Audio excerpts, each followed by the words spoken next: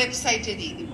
তো আপনাদের কাছে আমার প্রথম আর্জি থাকবে যে এই মাস্টার প্ল্যানটা চাইলে আপনারা এখনই সংগ্রহ করতে পারেন, সংশোধিতটাও পরে দেখতে পারেন, এখনই এটা কালেক্ট করে নিয়ে আপনাদের যা মতামত এটা আপনারা দয়া করে পাঠিয়ে দেবেন।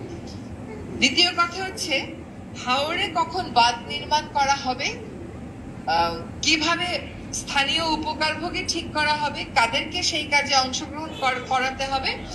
আপনারা প্রায় সময় রিপোর্ট করেন অক্টোবরের 15 তারিখের মধ্যে অ্যাসেসমেন্ট হওয়ার কথা থাকলেও অ্যাসেসমেন্ট শেষ হয় নাই। আসলে এই যে নীতিটা আছে সরকারের, এই যে গাইডলাইনটা আছে যে কখন এই কাজটা হবে, এইখানেই কিছু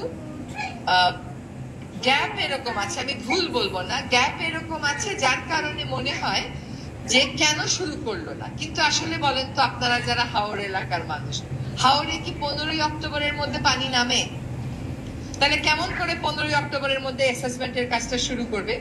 এটা আসলে 15ই অক্টোবর দিয়ে রাখা হয়েছে এই জন্য যে কোনো সময় যদি আগে পানি নেমে যায় কাজটায় যেন কোনো বিলম্ব না হয়। হাওড়ে যখন বাঁধগুলো নির্মাণ করা হয় ওই বাঁধ নির্মাণে কিন্তু আসলে দরিদ্র জনগোষ্ঠীর অংশগ্রহণটা মেজরিটি থাকে না। তার কারণ হিসেবে আমি জিজ্ঞেস করলাম যে কারণটা কি? কারণটা বলা হলো যে অনেক সময় হাওড়ে বাঁধটা নিতে হয় এমন কারো জমির উপর দিয়ে, তাকে আপনি ওই কাজে অন্তর্ভুক্ত না করেন সেই জমিটা দিতে রাজি হয় না। সেখানে আমরা একটা সংশোধনী এনে সত্যিকার অর্থে যাদের এই কাবিটা, কাজের বিনিময়ে টাকা বলা হয়, এখানকার টাকাটা পাওয়ার উচিত, তারাই যেন অংশগ্রহণ করতে পারে।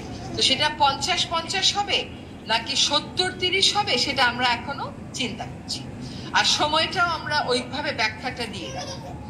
আরেকটা হচ্ছে যে এবার যখন হাওড়ের বাঁধগুলো হয় তখন কিন্তু আমি স্থানীয় পর্যায় থেকে বিভিন্ন জায়গায় কয়েকজনকে সরকারের সাথে ট্যাগ করে দিয়েছিলাম যে ওরা মনিটর করবে।